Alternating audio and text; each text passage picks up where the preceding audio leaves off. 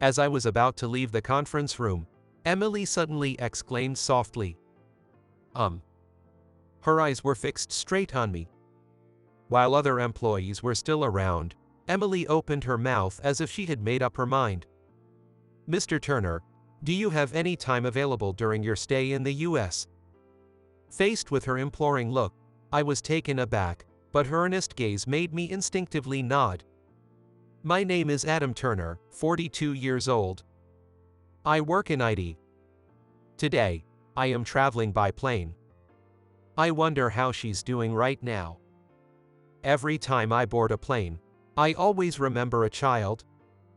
22 years ago, I had been accepted to a university in Japan and was on a plane to move there.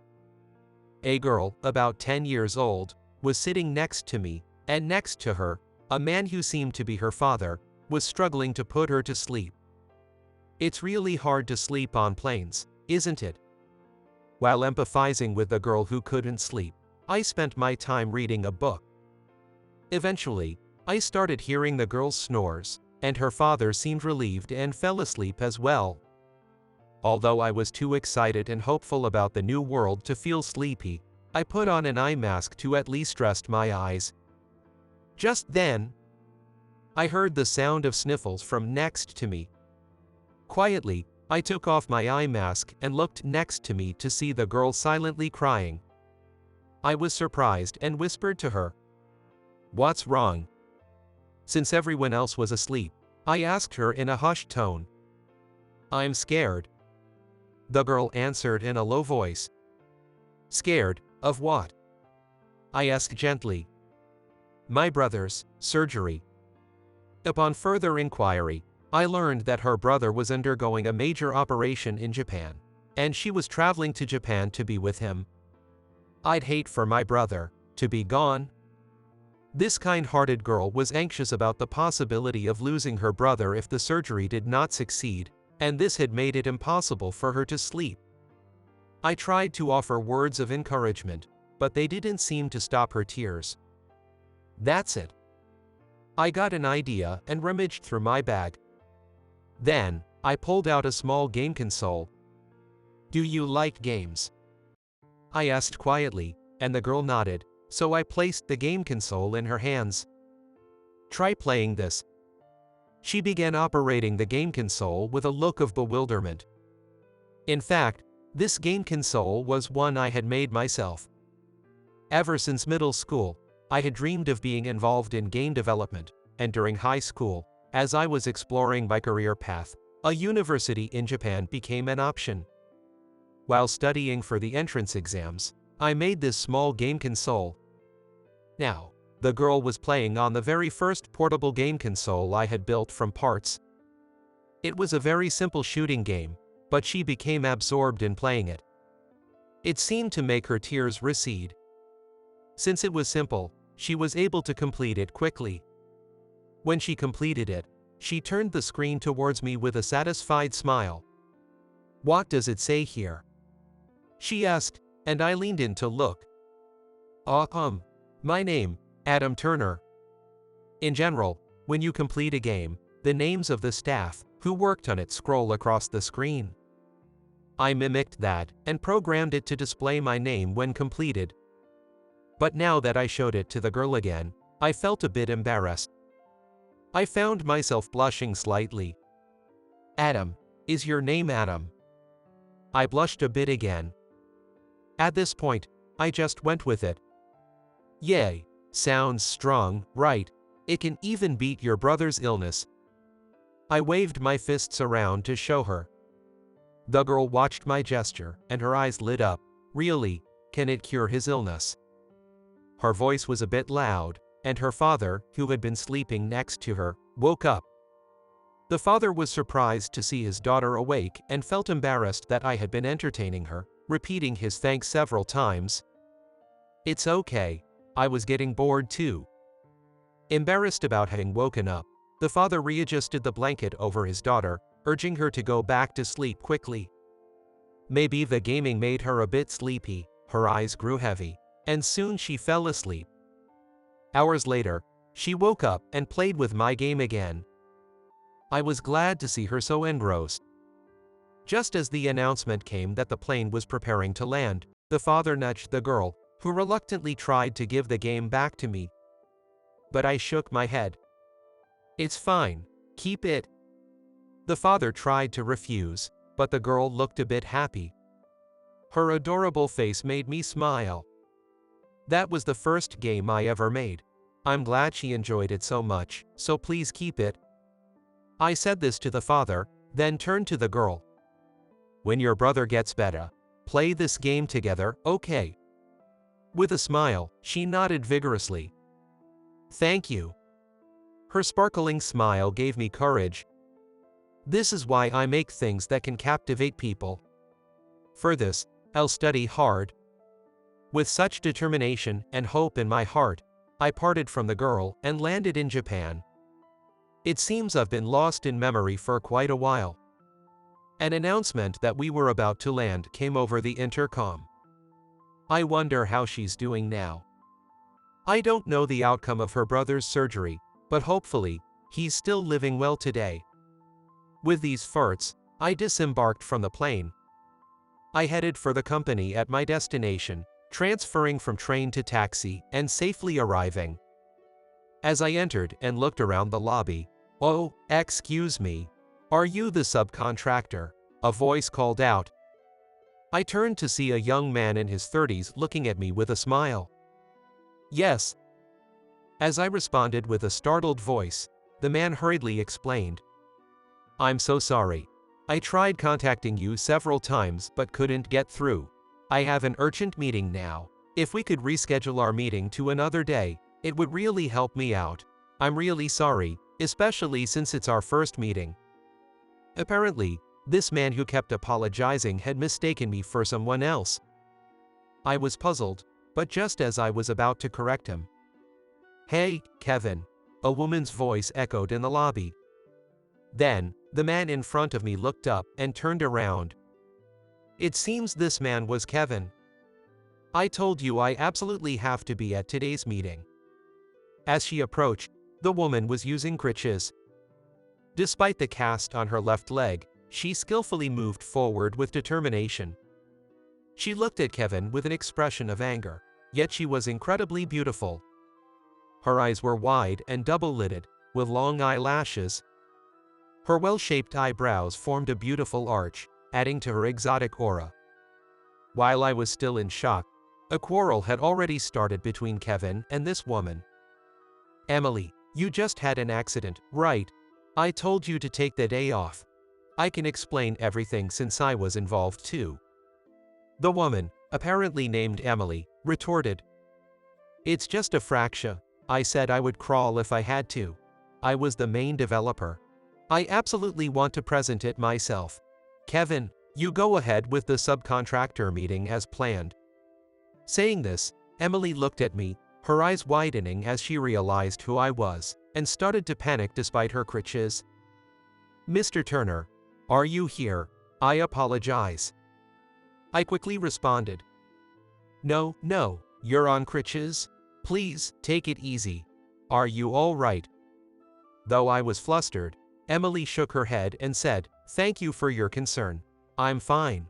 Then she glared sharply at Kevin. "What are you doing? Greet him.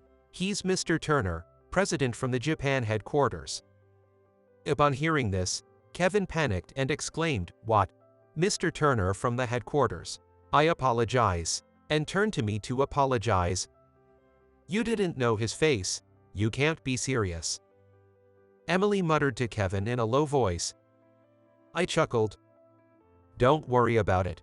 It's only my second time visiting the American branch, and I don't show my face often, so it's natural not to recognize me. But Emily, you seem well informed." When I mentioned this, Emily quickly looked up. "Yes, I've read every interview from start to finish and have been looking forward to meeting you today. You started a company with Vice President Hirota Suzuki in Japan, and after your game app hit it big, you set up this American branch." Emily explained my background with sparkling enthusiasm.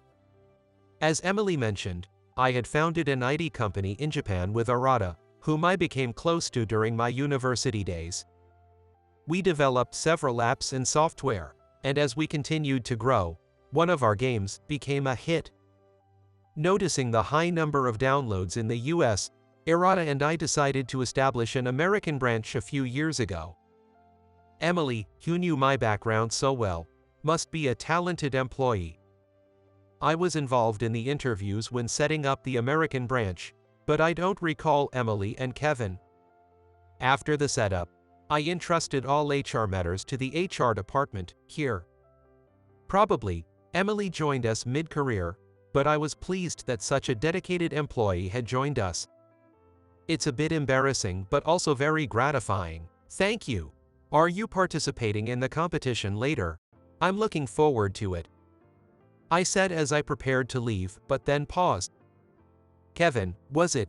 Even if urgent matters come up, try not to rudely change the plans of subcontractors. They are important people involved in our app development. I said this gently with a smile, trying not to apply too much pressure. Kevin turned pale, so I quickly added, I'm not angry. Personally, I don't feel too important. I maintain a fairly friendly dialogue with the staff, much like Harada, who appointed me president. At the Japan headquarters, there isn't a strong sense of hierarchy. Especially since neither Harada nor I believe in the absolute authority of superiors, our company culture in Japan is relatively lenient. I wanted the American branch to have good communication as well, but it tends to become rigid. I left the scene with a smile, trying to mediate the situation. At the subsequent meeting, I was in for a surprise. The American branch was hosting a competition to develop a new game app. All the entries were interesting, but Emily's app was outstanding. I reviewed her profile and found out she had joined just a year ago. Although her previous job was also in IT, and details were confidential due to non-disclosure agreements, her skills were proven, and she had a high internal rating within her first year. Unsurprisingly, her app was unanimously chosen as the winner of the competition. We held several meetings, including with Emily, to finalize the details, and then the meeting adjourned.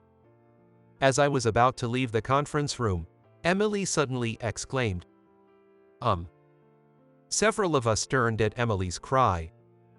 Her eyes were directly fixed on me. She seemed to struggle with her words, trembling slightly, so I approached her. Amid other employees, Emily opened her mouth as if gathering all her courage. Mr. Turner, do you have any time during your stay in the US? Faced with her pleading gaze, I felt bewildered. I'd really like to discuss various things with you, Mr. Turner. Could you possibly spare some time for me? Standing there on crutches, shaking, I hastened to respond. Some employees murmured that it was inappropriate, but was it really? Of course, I'd definitely like to hear more from such an excellent employee like you. My schedule is packed, but how about tomorrow night? We could celebrate your victory in the competition as well. As I said this, Emily's cheeks flushed. I felt like I had seen that expression somewhere before. Unable to recall immediately and having other appointments, I exchanged contact information with Emily and headed to my next destination.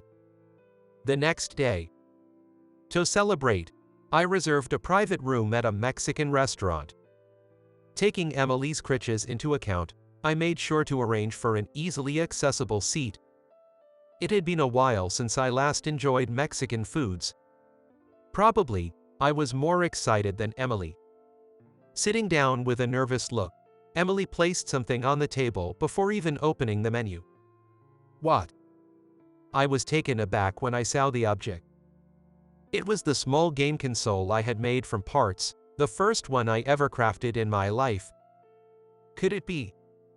As I spoke with a trembling voice, tears welled up in Emily's eyes. I finally found you. My name is Emily, the girl you gave this game to on the airplane. You're Adam, right? Like a broken doll, I nodded vigorously. Emily said, "Thank you for that time. My brother's surgery was successful, and he's still doing well. her eyes brimming with tears as she smiled. Emily had cherished the game console ever since, often remembering me. As a kind brother, she probably remembered me more fondly than I deserve. Inspired at that moment by the fact that I could create a game from scratch, she decided to pursue a similar path. She studied programming and joined an IT company, working relentlessly. On a whim, she searched for my name on the internet, which she had tucked away in her memory. The search hit on my name as the president of an IT company in Japan, receiving interviews. Adam Turner. The name that appeared when she completed the small game. The photo in the interview article matched the face she vaguely remembered. Then she learned about the establishment of the American branch. Since the mid-career hiring was open, I quickly prepared my resume, scheduled an appointment, and got interviewed. Emily said with a charming smile. As just another employee, she thought she'd never catch the eye of the president of the headquarters. So, she worked furiously. Then, she heard about the competition. Knowing that the president from the headquarters would be visiting, Emily poured all her efforts into developing the app. It was very well done, so, you did it for me. You should have sent an email, I said with a smile. Emily made a face as if the idea were preposterous. Me, send an email to the president of the headquarters? I wouldn't dare. And yet here I am, asking for a dinner like this. Emily bashfully looked down. I thought about improving communication within the American branch. As I pondered, Emily nervously looked up at me. I might as well say it while I'm at it. I've always had a crush on you, Mr. Turner. Ever since I was little. This little game console gave me courage. It was nice to know that she admired me, but I was surprised that her feelings had developed into a romantic interest. So, if you are currently unattached, would you consider dating me? I found myself a bit troubled. I'm sorry. I did think of you when I got on the plane yesterday, but it was more like wondering if you're doing well, or remembering you fondly. It's not the same as the feelings you have for me. I tried to choose my words carefully, but they didn't quite fit right. Besides, you're quite a bit younger than me. I'm an old man, and it might not be a good match. 8 years. As I stuttered and scratched my head, Emily interjected. Back then, I was just a 10-year-old child, but now I'm 34, and there's only an 8-year age gap between us. It's not that significant. Indeed, when put that way, it might just be 8 years. However, as I still hesitated, Emily looked at me pleadingly. If you're not seeing anyone, could we at least give it a try? Will you give me a chance? It was a long-held affection. Perhaps it wouldn't hurt to respond. Yet, I am a plain man who has become the president of a Japanese company but has almost no experience with women. She has idealized the kind brother from the plane too much. She doesn't really know the real me. What if she were to find out and say, "You're not what I expected"? That would hurt me too. How pathetic. I thought to myself, but this is just the way I am after 42 years, and there's nothing I can do about it. Let's start by keeping in touch then. I'll be going back to Japan the day after tomorrow, and won't be in America for a while. With the time difference, we might not be able to communicate much. During that time, if you feel that the real me is different from the ideal you have, I hope you can gently distance yourself. When I proposed this rather pitiful compromise, Emily burst into tears of joy. I regretted just a little being so kind to her on that plane. I felt guilty for having bound her to me for so long. Months passed. Contrary to my expectations that she would give up soon, Emily kept in frequent contact. Our text exchanges were sporadic due to the time difference, but there was no blame. When our schedules aligned, we switched to video calls. I'm not a fan of video calls, even for work. I don't like seeing my own face on the screen, even if it's just a small image. Yet, Emily always says handsome when she sees my face. Every time she says it, I feel embarrassed but also genuinely pleased. If I look tired, she notices even through the screen and tries to end the call early to let me rest, saying cute things like, "I'll send you some energy." Talking to her isn't very tiring, and despite being 8 years younger, we get along well. Gradually, I started to like her. I was slowly falling for her sincere affection. I became desperate to see her. 3 months later, I visited America again. I arrived at night, but Emily came to meet me at the airport. We had dinner together at a restaurant inside the airport, then strolled around a bit. Desperate to touch her, I nervously reached out and took Emily's hand. She was surprised but then squeezed back firmly. My heart pounded wildly. Feeling restless but determined, I led Emily to an observation deck I had researched beforehand, where we could watch airplanes. She came with me, sniggling close. The observation deck was chilly and nearing closing time, so it was sparsely populated. We sat down side by side and watched the planes. "Mr. Turner, ever since I met you on that plane, I've loved airplanes." She still calls me Mr. Turner. We're not in a relationship, so she makes a point of not mentioning my name. Initially, I felt reassured by that distance, but eventually, I started craving more and felt unsatisfied just being called Mr. Turner. I apologized for something I'd been thinking about for a long time. "I'm sorry. It's my fault for being kind to you back then, Emily. You've been trapped by me ever since." As I said this, Emily hurriedly tried to argue. I stopped her. "Unless I let go of these feelings, I can't move forward."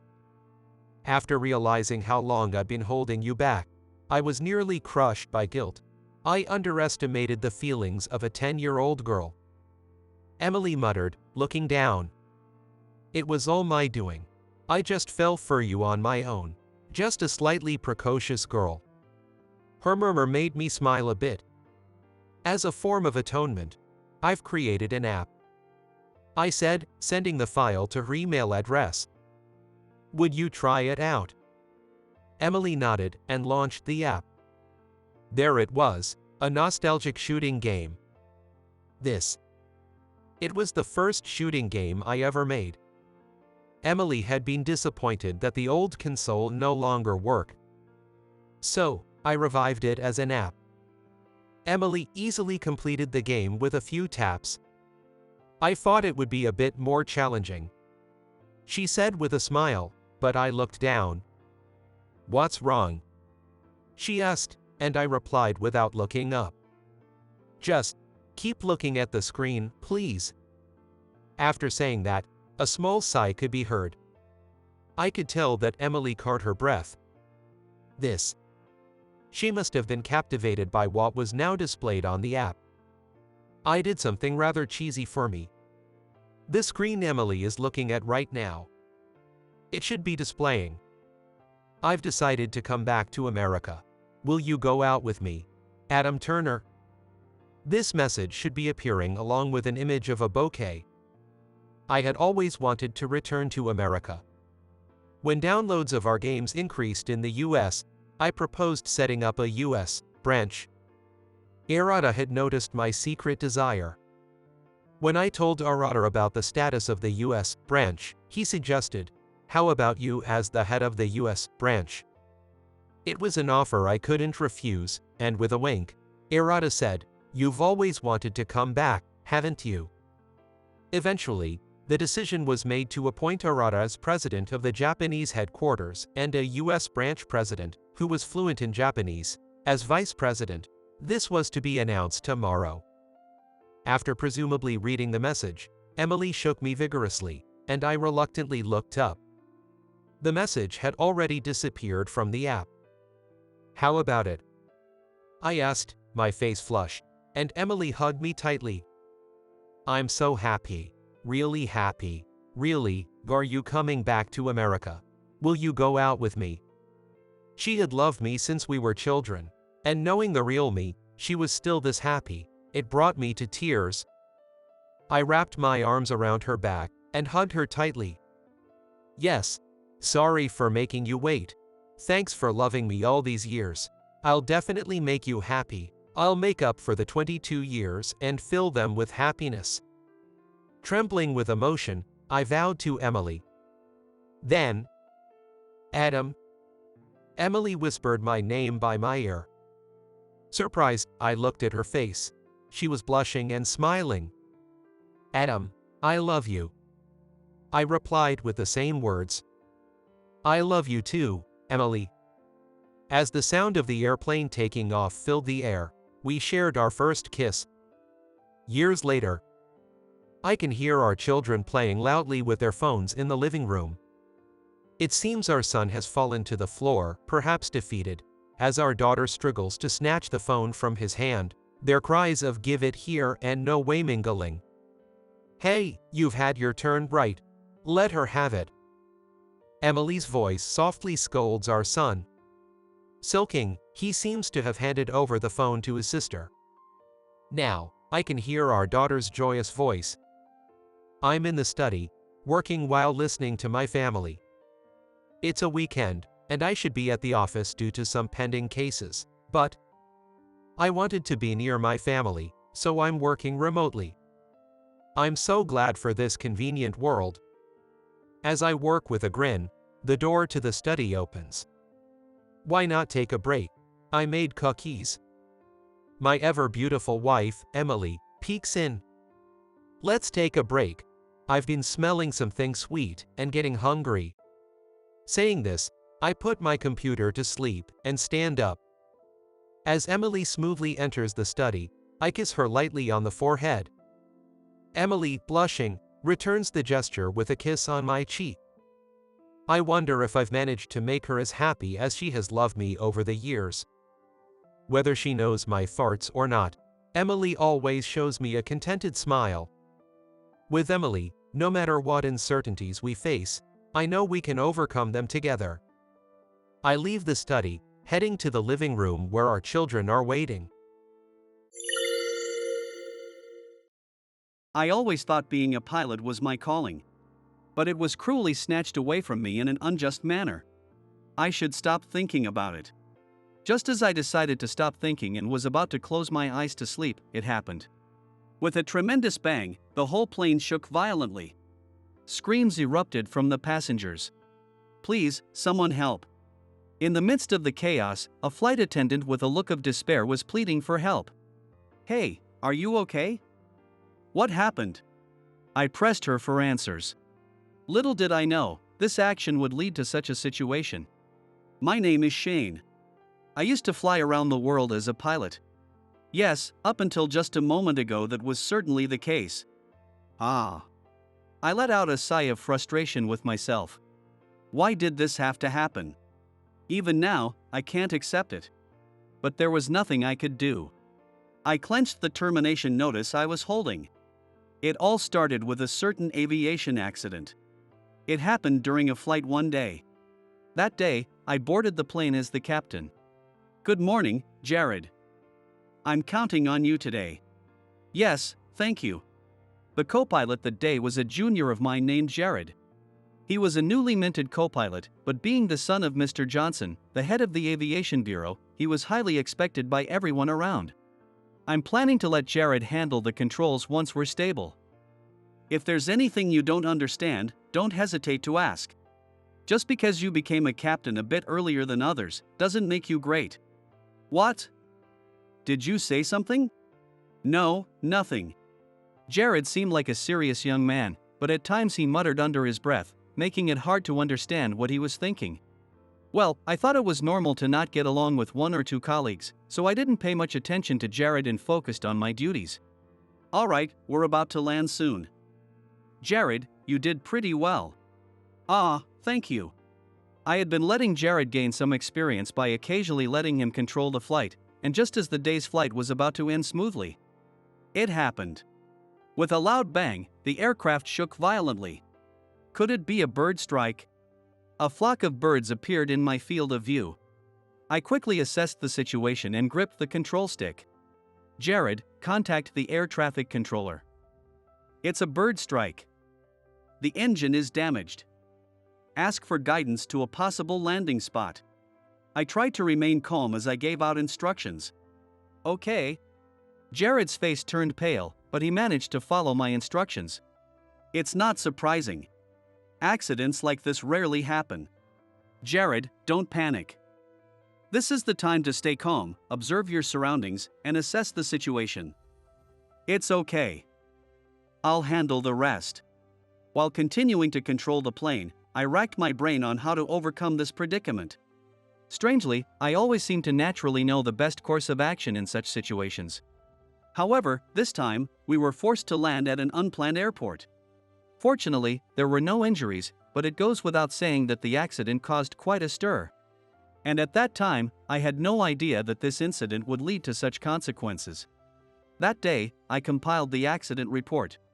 Thanks to you following instructions properly, we managed to minimize the damage.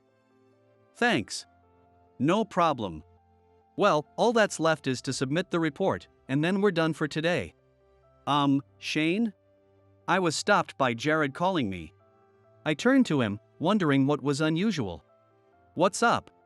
Well, I'll submit the report. I have some other business over there too. Okay. Got it. I appreciate it. Yes. Leave it to me. Excuse me then. Saying this, Jared left. I could say that my action at that moment made it all go wrong. The next day, I was wrongfully accused. Wait. There must be some mistake.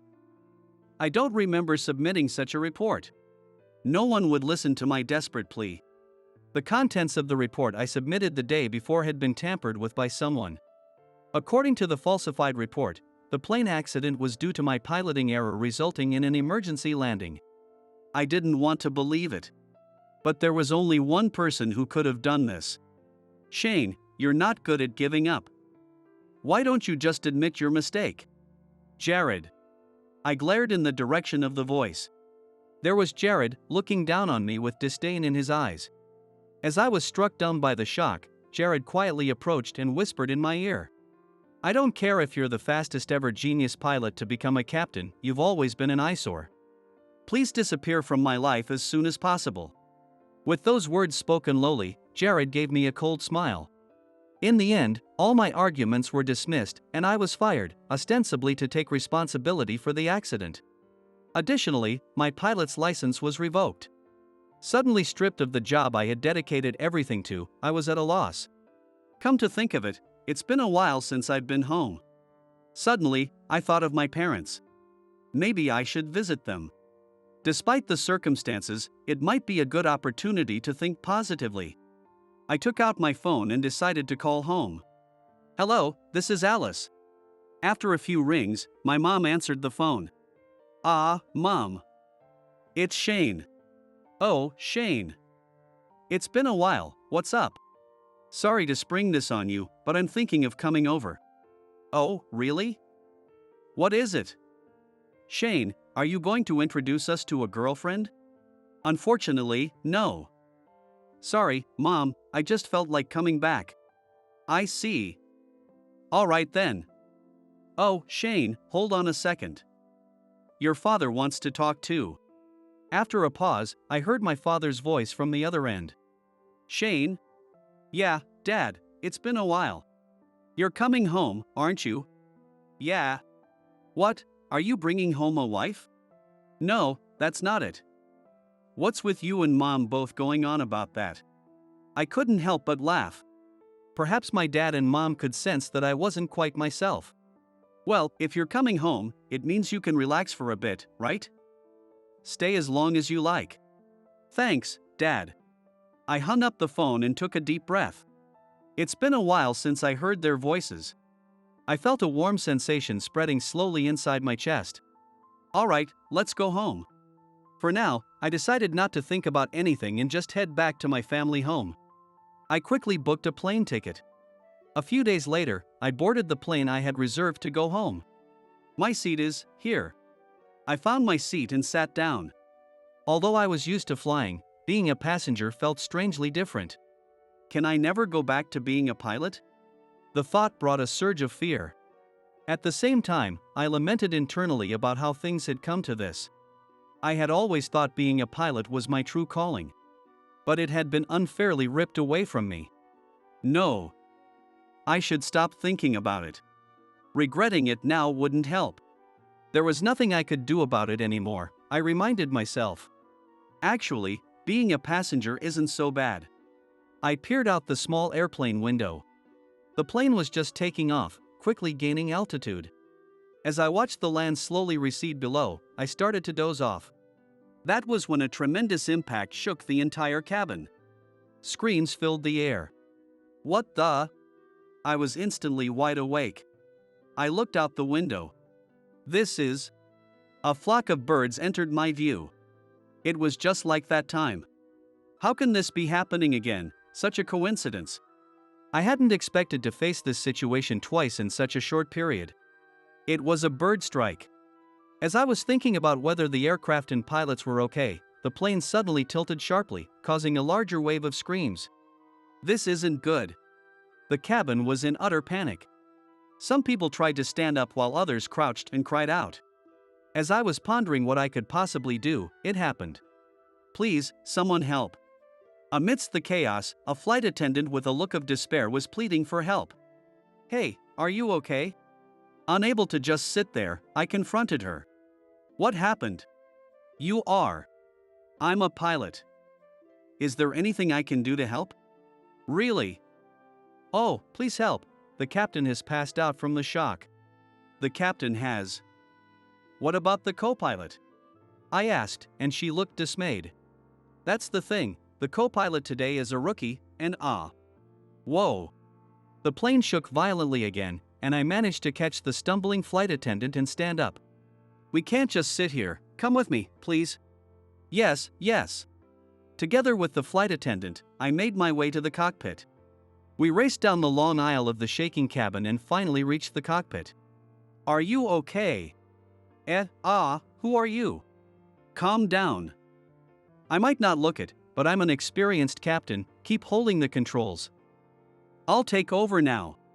As I had heard, the co-pilot was indeed a young man, his eyes brimming with tears as he panicked.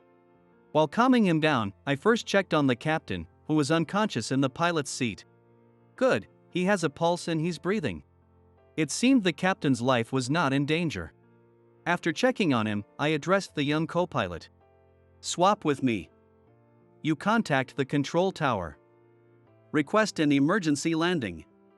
Can you do that? Yes. I took over the controls from the co-pilot. I never thought I would be handling these controls again, yet they fit comfortably in my hands. It's okay, I will save everyone. I had lied about being a pilot. After all, I no longer had that qualification. But I couldn't just stand by. I was here to save the lives in front of me once again. Permission for emergency landing granted. Understood. Hey, can you make the announcement to the passengers? We're starting the landing approach. Yes. Slowly, the aircraft began to respond to my commands. I aimed for the runway where we were cleared to land and started the landing procedures. I don't remember much of what happened next. I was completely focused. When the airplane touched down on the runway and finally stopped, cheers and applause erupted from the passengers. Phew, that was a bit tense. I released the control stick I had been gripping tightly. My shirt was soaked with sweat. The plane had landed safely. Fortunately, there were no injuries among the passengers, and after evacuating them, we managed to get the injured captain into an ambulance and I could finally take a breath. It's finally over. Excuse me. I turned around at the voice from behind. There stood the flight attendant and the young co-pilot from earlier. Oh, you are? Yes. Thank you so much. You saved all the passengers, the captain, and my brother and me too. Your brother? Yes, that's me. She's my sister and, oh, I forgot to introduce myself. I'm Michael. As he spoke, the young co-pilot handed me his business card. I am Claire, his sister. Thank you so much for your help. May I ask your name? As I took their business cards, I hesitated. They are both former colleagues of mine, so to speak. Naming myself might complicate matters. As I debated whether to reveal my identity, Michael looked intently at my face, then suddenly seemed to recognize something. Sorry if I'm mistaken, you're Shane, right? Yes, what, you knew? Of course. Oh, I'm actually a fan of yours. I've always admired you, Shane. Becoming a pilot like you has been my dream. I really look up to you. Haha, is that so? Thanks. But if you know about me, you know, right? I'm no longer Shane. Michael started to say something with a hint of sadness, glanced at his sister Claire, and then they both nodded slightly. Shane, there's something we'd like to tell you.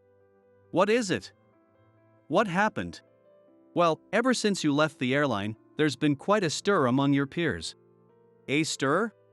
People are saying that maybe you were framed. I still can't believe it, that you made a piloting error. That is.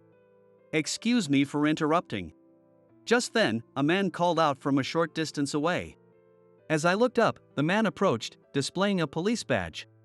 After studying each of our faces in turn, he focused on me. You're Shane, right? Yes. My name is Aaron. May I have a word with you? Aaron, the officer, had a friendly, fatherly demeanor. Still a bit wary, I nodded at him. Yes, sure. Thank you for cooperating.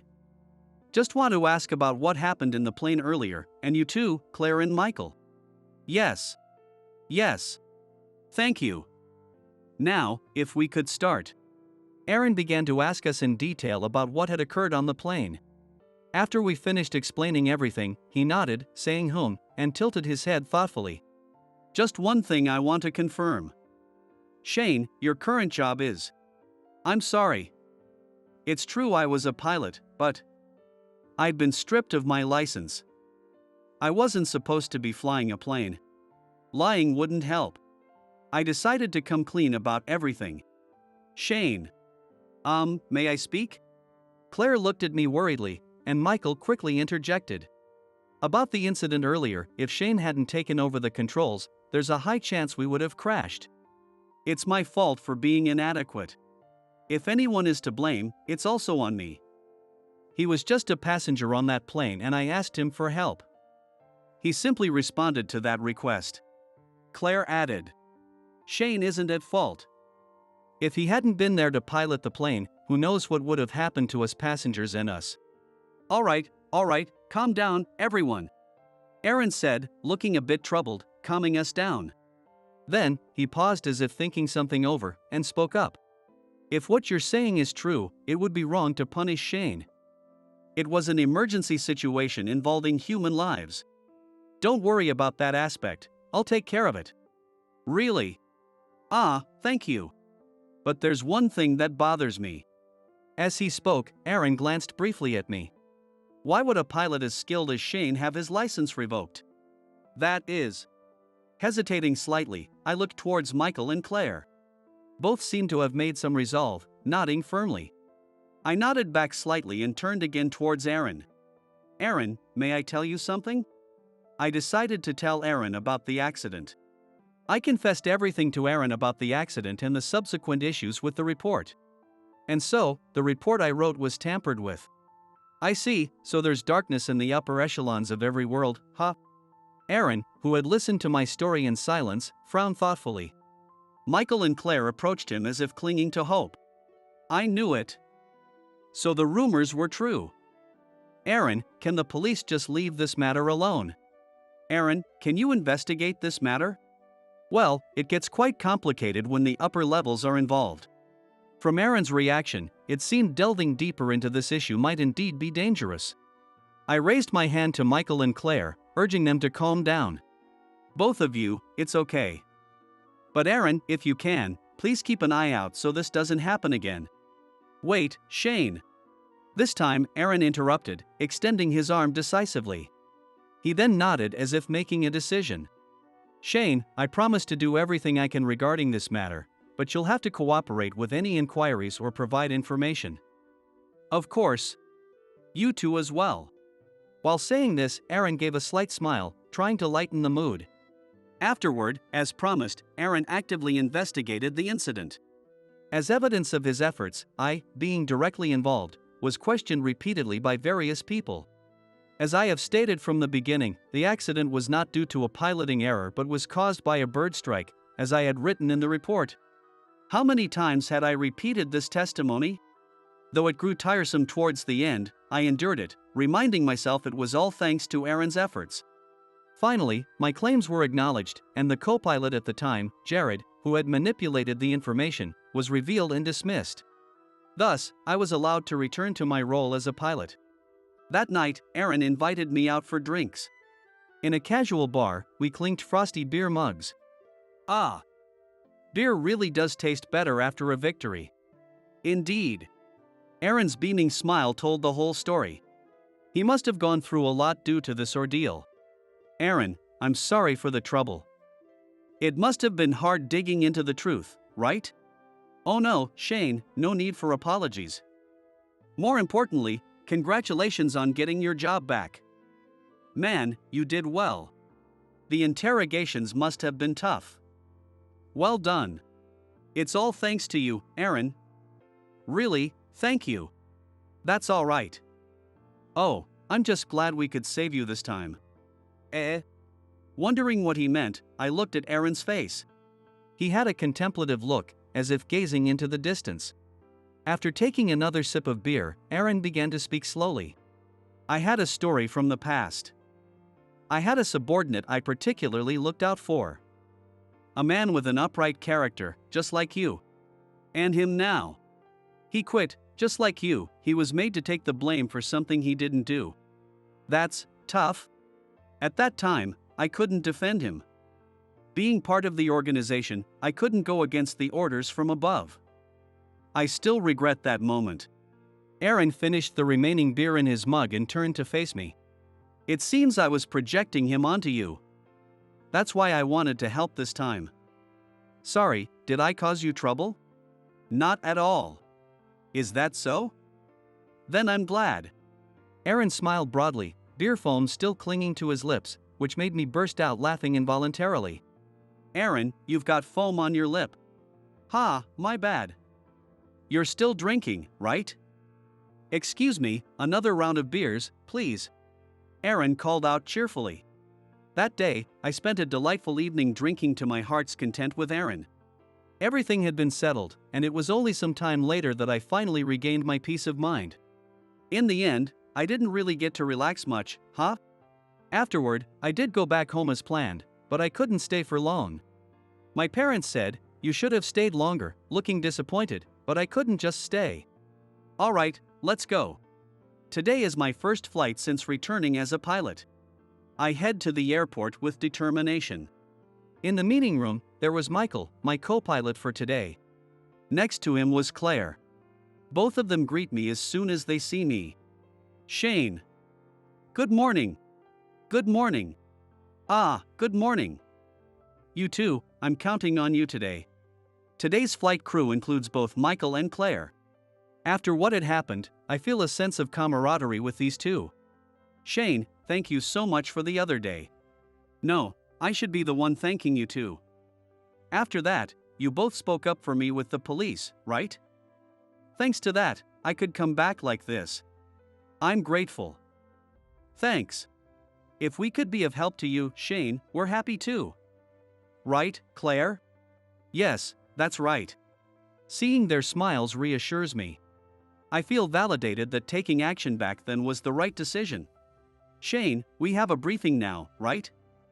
I should head to my station too, so I'll excuse myself. Ah, see you later then.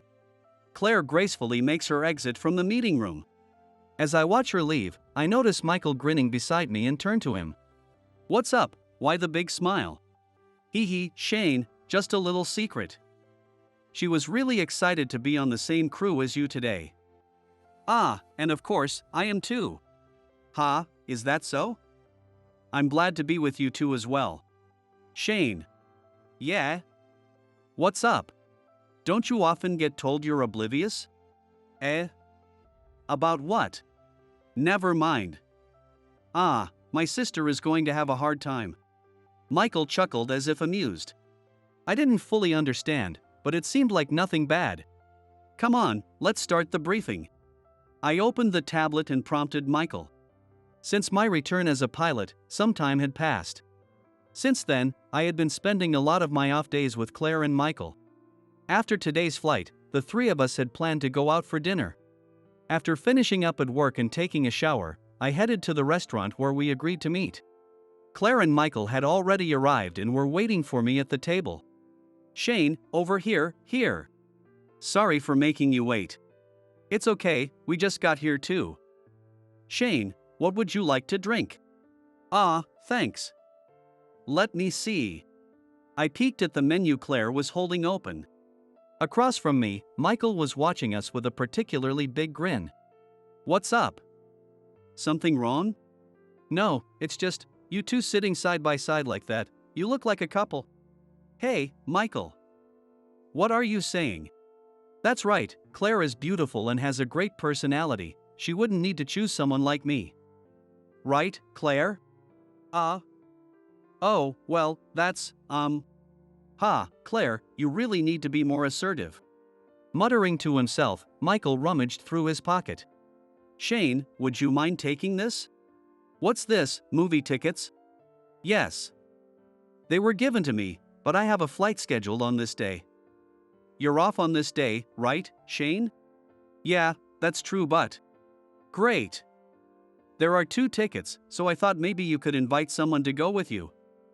Oh, aren't you off on this day too? Oh, yeah, I am. Then it's settled. Shane, please go with my sister. With that, Michael passed the movie tickets to me. Claire, is that okay? Don't you want to invite some other friends? Yes, I'd like to go with you, Shane. Is that so? Then let's go together. Thanks, Michael. You're welcome. Have fun. And you know what I mean, right? Yeah. What's wrong, Claire? Your face is red, are you okay? I'm fine. More importantly, Shane, have you decided on your drink? Let's order quickly. Right, almost forgot. Prompted by a somewhat flustered Claire, I chose something from the menu. Michael watched us, still smiling. Later, Claire would confess her feelings to me, and that's how our relationship would begin, but that's a story for another time. I need to assess whether you are suitable to be our guide, he said. One day, a man named Michael, the director from our headquarters, came to inspect my branch office. He was a firm believer in the importance of educational background and immediately started evaluating me, the person assigned to guide him. Assess? Yes. Which university did you graduate from? I'm sorry. I only have a high school diploma. As I responded with some confusion, Michael's face turned red with anger. What? A high school graduate is the tour guide? Yes, that's right. Is there a problem with that? It's absolutely unacceptable for someone like you, a mere high school graduate, to handle this. How impolite. Excuse me? I graduated from T University and now I'm the director. If you're going to assist me, call someone with a better education that matches mine. Well, that's if there is anyone like that in this branch. Michael smirked and repeatedly insulted me in a blatant manner. Just then, his phone rang. The caller was someone unexpected. My name is Oliver. I'm a 26-year-old office worker. Ever since I was small and physically weak, I was often bullied during my elementary school days. Looking back as an adult, those incidents don't seem so terrible, but back then, I was too timid to speak up and often found myself succumbing to the more assertive kids. I couldn't communicate well. I remember my school days. I was always pestered by a boisterous classmate who was considered a leader. Hey! Oliver! What is it, Jack? You were good at math, right? Yeah, sort of. I forgot my homework and I'm in a real bind. Can I borrow your worksheet for a bit? But last time you didn't return it after borrowing. Really? Well, never mind that. I'll copy it and return it on time this time, promise. Come on, help me out. But, arg. Stop being so annoying. I'm just asking to look at it. Intimidated by his anger, I eventually handed over the worksheet. Alright, make sure to return it by third period math. Yeah, sure thing. Thanks a bunch. As soon as he got the worksheet, he returned to his seat with a grin, spouting smooth talk.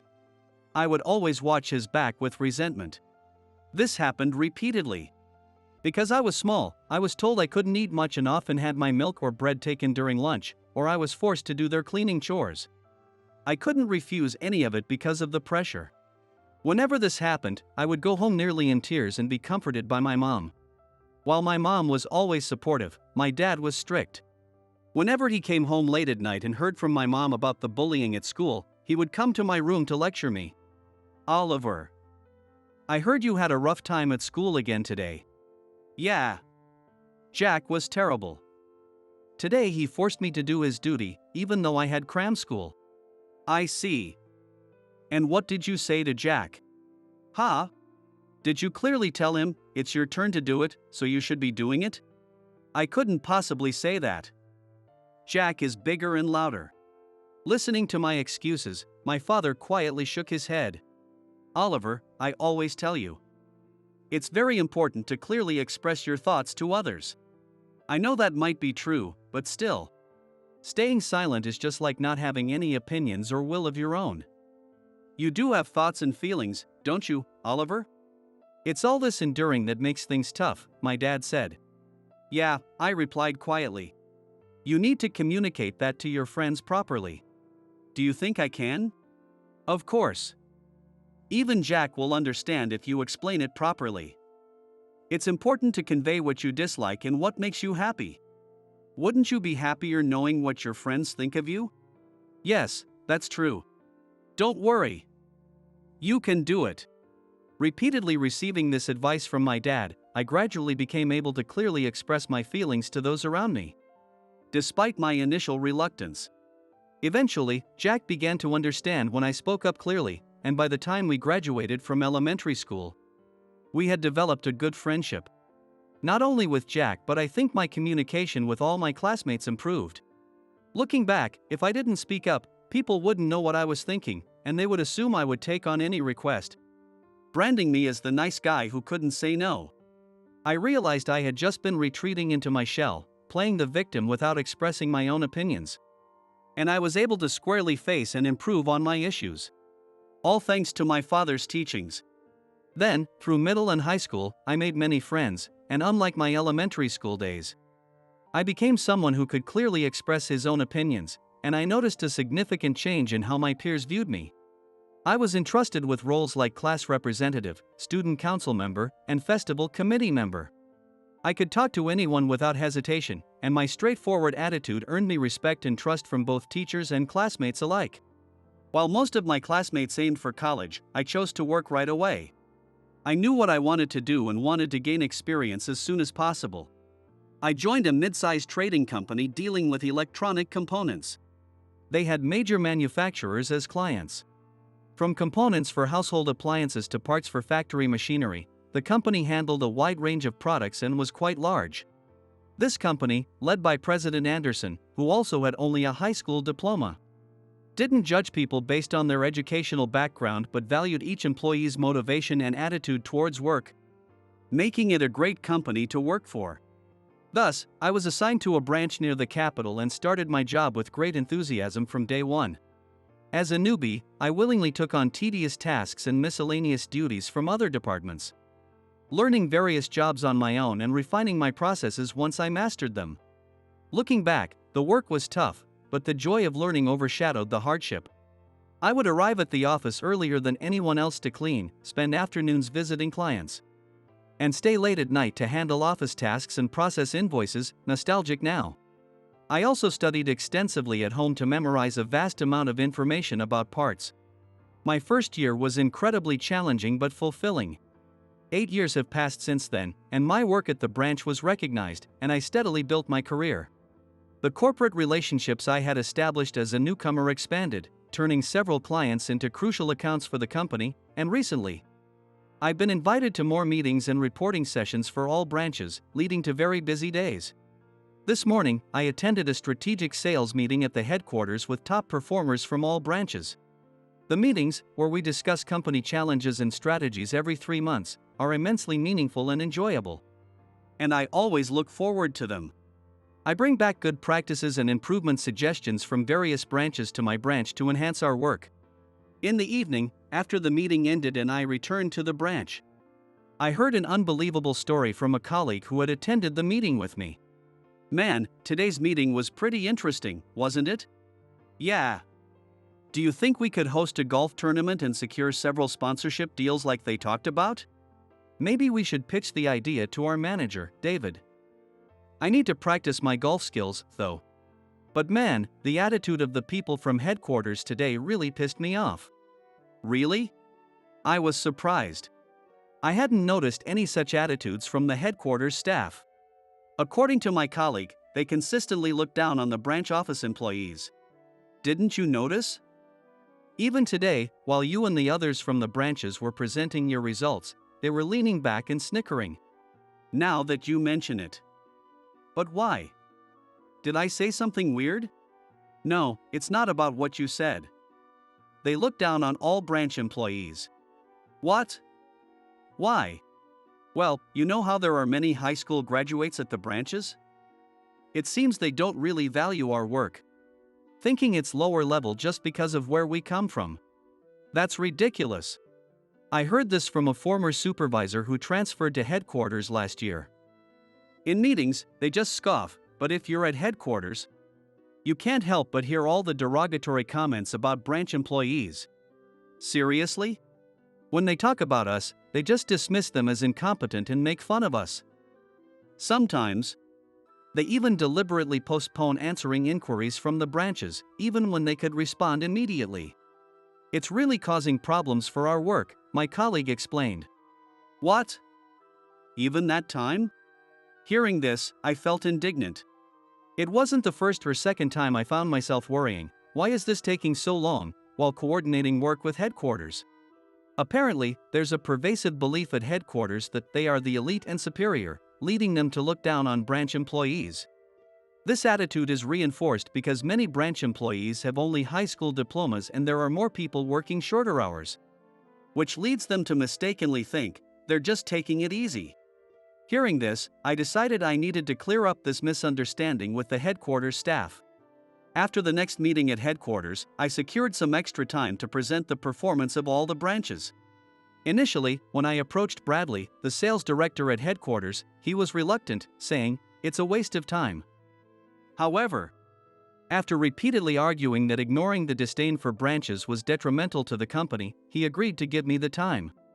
On the day of the meeting, the headquarters staff showed up with clearly unhappy faces. Despite the unpleasant atmosphere in the conference room, I handed out the documents with a smile and took the floor. "Thank you for giving us your time after the meeting today," I began. "We're busy. Make it quick." "Of course. Please look at the materials in front of you." I continued, guiding them through the documents I had prepared for the day. These documents succinctly showed how much the branches were earning and how their diligent customer follow-ups contributed to the company's profits. I also displayed a breakdown of branch staff by educational background and workload, including the roles of part-time employees, with graphs to show that even when calculating cost performance based on sales results, everyone was actively contributing and achieving solid results. I also presented research data proving that educational background and job performance are not correlated. As I concluded the presentation, the headquarters staff listened intently with a solemn demeanor. Feeling confident, I addressed the purpose of today's presentation. Lately, even employees like me at the branches are hearing about how headquarters staff belittle our work.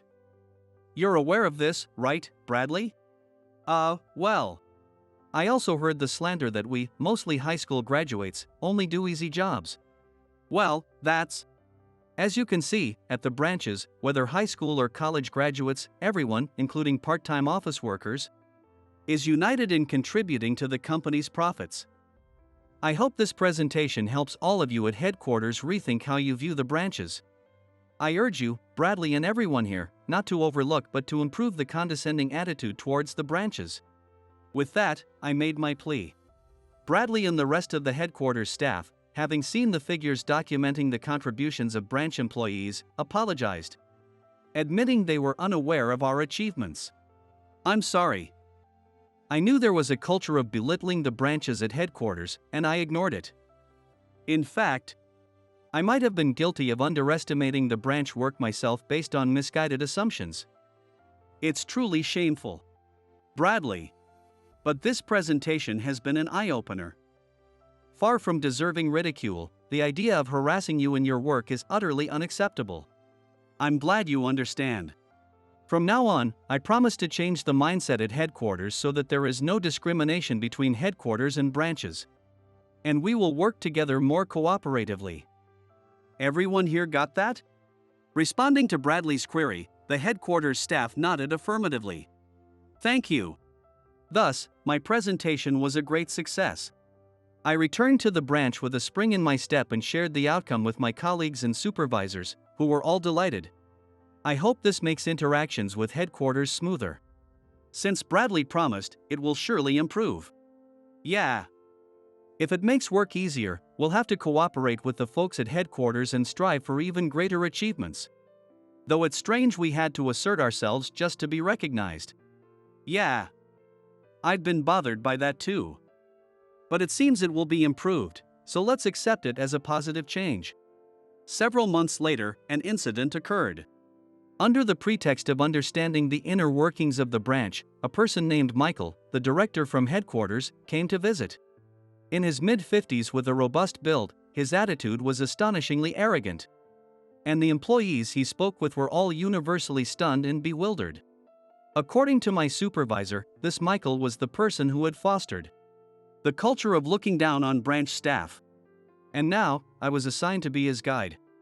As I began showing him around the departments, Michael, who had been sizing me up, asked about my educational background. So you're guiding, huh? I need to assess whether you are suitable to be our guide, he said. Assess? Yes. Which university did you graduate from? Ah, I'm sorry. I only have a high school diploma. What? A high school graduate is the guide. Yes, that's correct. Is there a problem with that?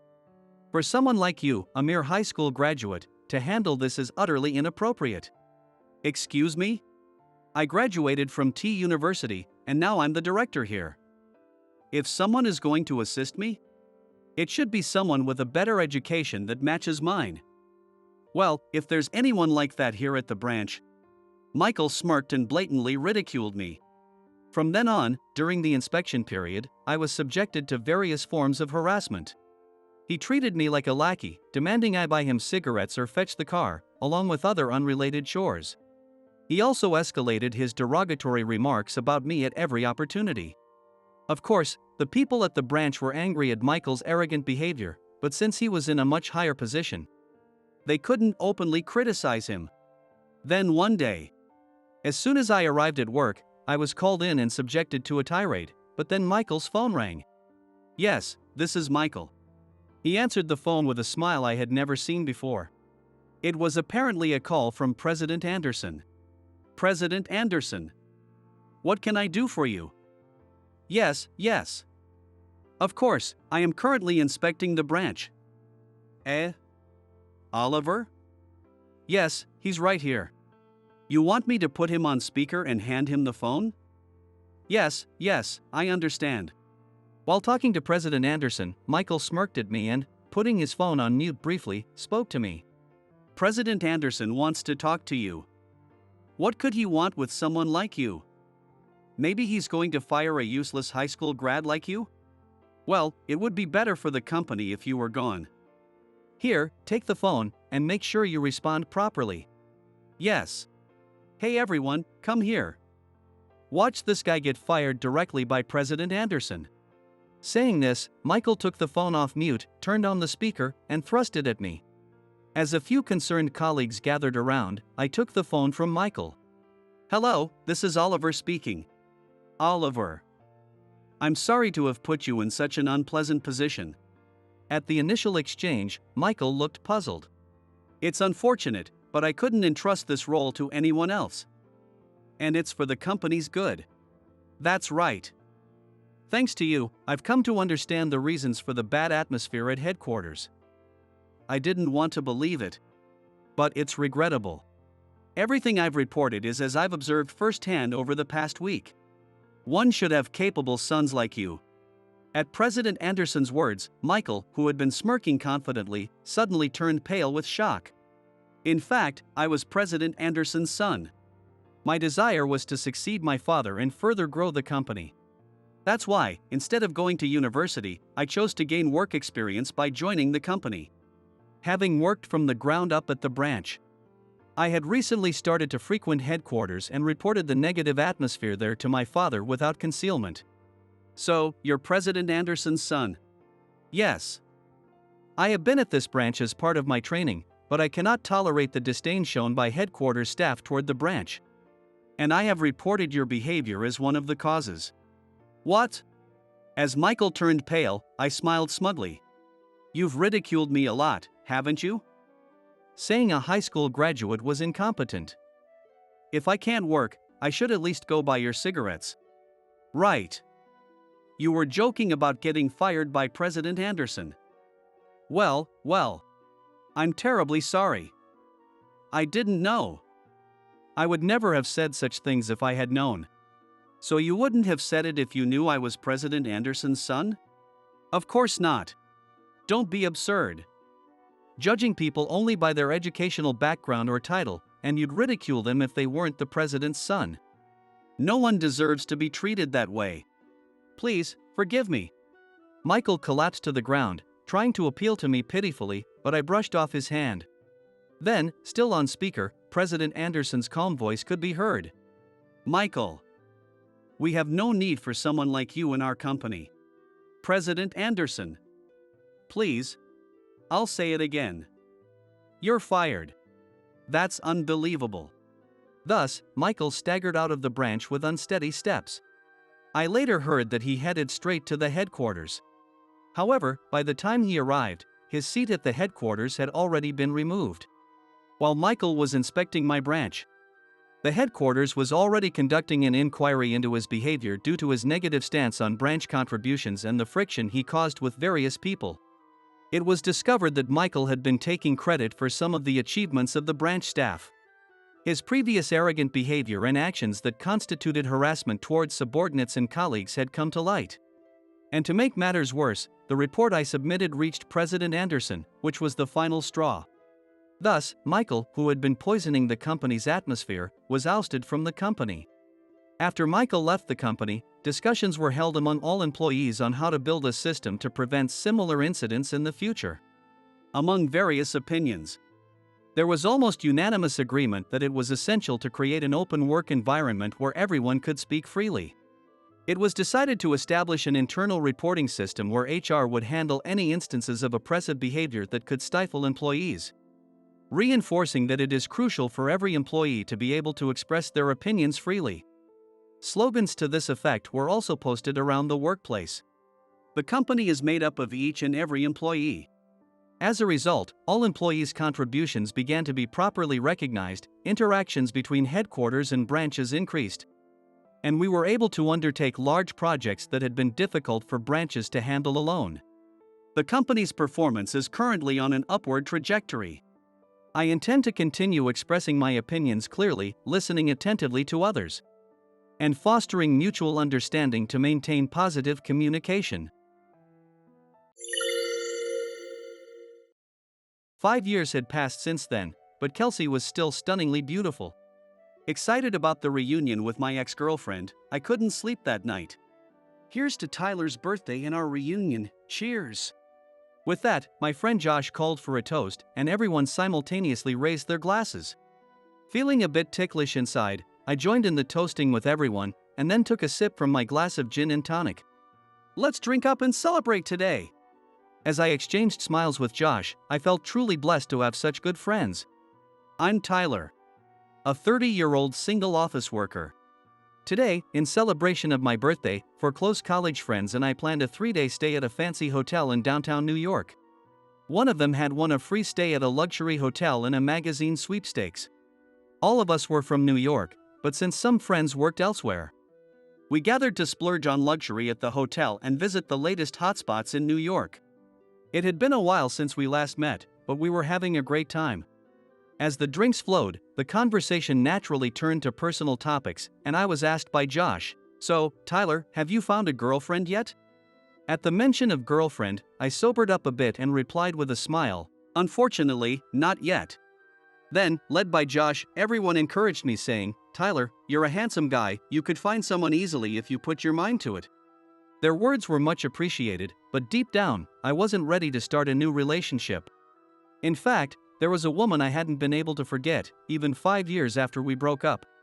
Working for a major advertising company, I had been in the PR department at the headquarters 5 years ago when I was 25.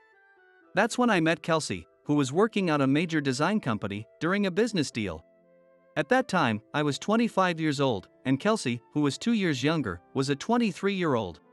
I was immediately charmed by her, as she was not only excellent at her job but also exuded elegance. With her fair skin and cherry lips, she was strikingly lovely. There was a reason for her elegant demeanor. Kelsey's father was a wealthy man, and she was raised as a lady from a prestigious family. Upon learning this, I worried if someone like me, from an ordinary family, could ever match up to her. But Kelsey was always friendly and approachable. "Tyler, hard day at work, cheers." "Cheers." Saying that, the two of us clinked our glasses. Just hearing her initiate a toast was enough to recharge me, no matter how tired I was from work. Our time together was always comforting. As our business interactions grew more frequent, we started going out for drinks regularly and began dating. However, her father didn't think too highly of me. Coming from a very ordinary family and having graduated from a regular private university, I was not seen as a suitable match for Kelsey, who had attended a prestigious university. However, every time, Kelsey encouraged me. Indeed, my father opposes our relationship for now, but he understands how dedicated you are to your work. Ultimately, he'll accept us because my happiness comes first. Let's take it easy. Kelsey smiled at me kindly, so I said, "Thank you," and gave myself a pep talk. Determined to be united with the woman I love, I resolved to work even harder. But things took an unexpected turn, and I was suddenly transferred to a regional branch. The unexpected transfer had shaken me, but my boss at the time encouraged me wholeheartedly. He had been sent to a regional office in his 20s just like me, but his achievements there had earned him a promotion back to headquarters. Hearing this, I spurred myself on, thinking, I won't give up. I'll do my best with the tasks at hand. But now that the transfer was decided, I first needed to tell Kelsey. When I told her, she said, "I want to come with you," which made me want to propose to her then and there. If Kelsey was willing to commit her life to me, I wanted to love her with all I had. However, I suddenly received a message from Kelsey's father saying, "I want to meet just the two of us." Thinking that I needed his blessing if I was to propose, I agreed to meet.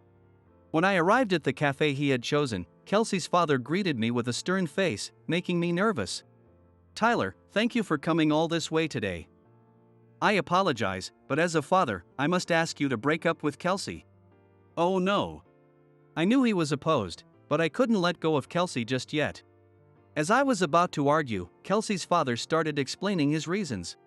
My wife was recently diagnosed with a severe illness and given a limited time to live. Kelsey doesn't know yet. But I want her to be by her side in her last moments. Realizing that it would be too much to ask Kelsey to come with me in such circumstances, her father continued. Kelsey has her own career, and I want her to marry someone suitable. Hearing this, I felt a stark awakening. I had been selfish, but as her father mentioned, Kelsey had built her career where she was. It would be wrong to disrupt her life when I wasn't even guaranteed a return to the headquarters. Finally, Kelsey's father said, "I'm sorry, but I'd like you to keep quiet about our meeting today to my daughter," and then he left the cafe first. Though I had been determined to be with her, I now felt a sense of despair that it might never happen. Perhaps I was not the right match for Kelsey after all. Without telling her about the meeting with her father, I broke up with her, and she was initially shocked. "Did I do something to make you hate me?" Seeing her light brown eyes moisten, I felt a tightness in my chest. I couldn't hate her. I still truly loved Kelsey. That's why I had to break up with her. Sorry, but with the transfer to the regional office, I'm pretty shaken up. I'm overwhelmed with my own issues. So I don't think I can be there for you. Kelsey simply said, I understand, and ultimately accepted the breakup. But even after 5 years, I still couldn't forget her, nor had I fallen for anyone else. As I was drinking, thinking of Kelsey, I couldn't get as drunk as I hoped. The other members seemed to be having a good time, so we decided to head back to our rooms to prepare for tomorrow. Tyler, are you okay? You didn't seem to drink much. Of course. It was really fun drinking with everyone after so long. I'm just going to stop by the shop, go ahead back to the room. Wanting to cool down, I told Josh and started wandering around the hotel lobby. That's when I saw something shocking. Kelsey was sitting alone on a lounge sofa. Overwhelmed, I walked over to her and asked, Kelsey, is that you? She also seemed surprised and said, What? Tyler? 5 years had passed, but she was as beautiful as ever, and my heart began to race. I never thought I would meet her here. At first, I just stood beside her and said, It's been a while. However, when told to have a seat, I took the offer and decided to sit down. We sat on the sofa together, chatting over coffee for a while. Honestly, after the way we had parted, I thought she must have completely disliked me by now, but Kelsey was as friendly and open as ever. I never thought I'd meet you here, on your birthday of all days. Ah, you remembered. What brings you to this hotel today? Curious about her reasons for staying, I asked her. No, actually. I'm staying here because I have a matchmaking meeting tomorrow noon. The mention of an unexpected matchmaking meeting hit me like a blow to the head. Yes. She's like a princess. She's 28 this year, so it's natural for her to have a matchmaking meeting. While I was trying to act natural so that Kelsey wouldn't notice my shock, she updated me on her recent life. Actually, 2 years after we broke up, my mother passed away. It would have been too much for my father alone. So staying here was probably the right decision. Hearing this, I felt truly relieved. She seemed satisfied that she could be there for her mother's last moments. A caring daughter like her would have brought her mother happiness. While enjoying our conversation, I checked the time and realized that we had been chatting for about an hour, so I decided it was time to leave. To tell you the truth, I was afraid that if I stayed any longer, I wouldn't be able to control myself. I'm sorry for keeping you, especially since you have your meeting tomorrow. No, it's okay. I was nervous about tomorrow and couldn't sleep, so it was nice talking to you. Good night. With that, we said our goodbyes and left the place. When I unlocked my room with the keycard, everyone else was already asleep, but I couldn't sleep due to the excitement. I was the one who broke up with her, and I know that staying here for her mother was the right decision. But why can't I forget about Kelsey? All night long, I thought about her and unsurprisingly, I didn't sleep a wink. Despite feeling tired, I thought I shouldn't show it to my friends, so I acted cheerful at breakfast. Today, we're going to tour New York, so I need to change my mood. However, as noon approached and we were about to leave the hotel, I started to get anxious. Kelsey was supposed to be having her matchmaking meeting at the hotel. I knew there was nothing I could do if I went back, but I couldn't help myself and lied to my friends, saying, Sorry, I forgot something at the hotel, and hurried back. I didn't understand why I was acting this way, but when I arrived at the lounge where we had spent time yesterday, I couldn't believe my eyes. There was Kelsey's father, arguing with her. And, because I had just shown up, Kelsey's father was shocked. Tyler, why are you here? You didn't orchestrate this meeting to sabotage her arrangement, did you? Confused by everything, Kelsey defended me. Dad, no. Tyler has nothing to do with this. I just hated the idea of the matchmaking meeting and ran away here. It turned out that the matchmaking meeting was a lie. And she had actually run away from home because she couldn't stand the persistent matchmaking meetings her father was pushing on her. Kelsey's father, who had often used this hotel for family events, had suspected she might be here and came looking. This chance encounter made the situation even more complicated. Despite Kelsey's objections, her father wouldn't back down. The man from the matchmaking meeting is wealthy, so you wouldn't need to work like you do now.